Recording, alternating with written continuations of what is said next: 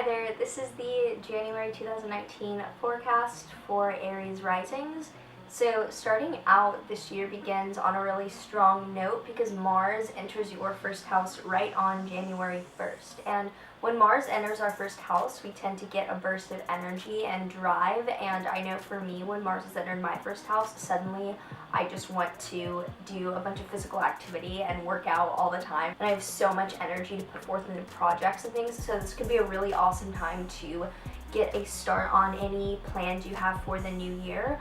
Also, this could make you more accident prone, so especially if you were born during the day, you have a day chart, you were born before sunset, this could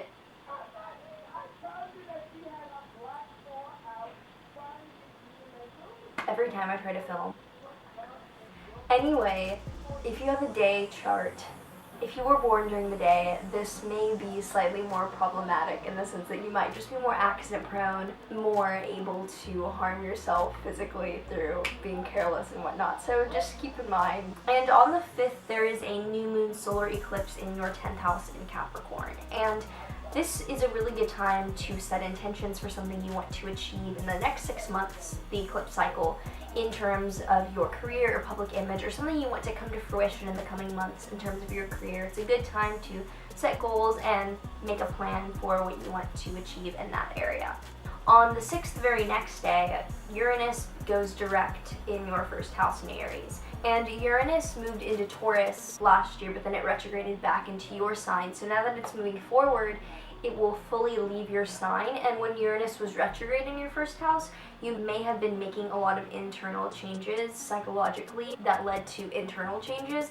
And this may be a time of presenting those to the world and making it clear how your internal changes are now affecting the way that you interact with the world on the outside. On the 7th, then the next day, 5, 6, 7, it's a big few days, Venus enters your 9th house in Sagittarius. And this is just a generally nice transit of maybe having a great experience on a trip or a good experience pursuing some type of spiritual matter. If you're traveling and you're looking for a relationship, actively looking for that, this could signify that a foreign relationship comes your way, or you meet someone that's foreign and whatnot. You generally need multiple factors in a chart to signify something that literal, but this could come up like that. I've seen that happen. Then on the 13th, Jupiter in Sagittarius will square Neptune in Pisces, so your 9th and 12th houses will be square. And I talked about this in the yearly forecast for you, but this is ongoing throughout the year. It just happens to be exact by degree on the 13th of January. And the risk with this is that your pursuit of higher spirituality or education and whatnot could then cause issues behind the scenes in your life of people being upset at you or not approving of what you're doing.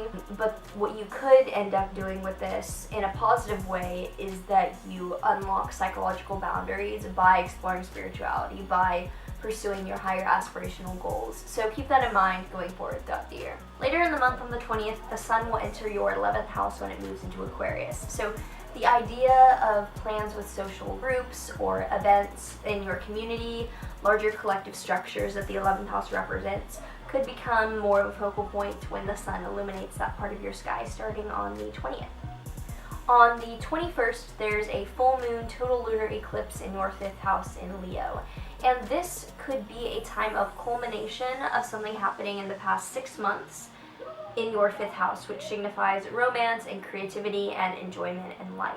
So maybe a relationship really comes to seriousness. Maybe a creative project that you've been working on is finally ready to put out into the world. And so the 21st would be a really good day to celebrate and put yourself out there and appreciate what you've done in those regards. The 22nd, Venus will conjunct Jupiter in your 9th house of Sagittarius, and these are the two benefics, traditionally the two most positive planets, so them being together in your 9th house could signify it's just a really good overall day, especially if you are pursuing 9th house matters like travel or religion or education. It could be a really good day for those kinds of things, or just a really nice day overall if you want to plan anything for the 22nd. That would be a good day to do so. Finally, on January 31st, Saturn in Capricorn will sextile Neptune in Pisces, and this is a really good general transit for everyone. This is a conversation of creativity between your career house and a house relating to spirituality, psychological matters. So you could have some creativity that happens in your career due to spiritual insight or like meditative realizations that you're having.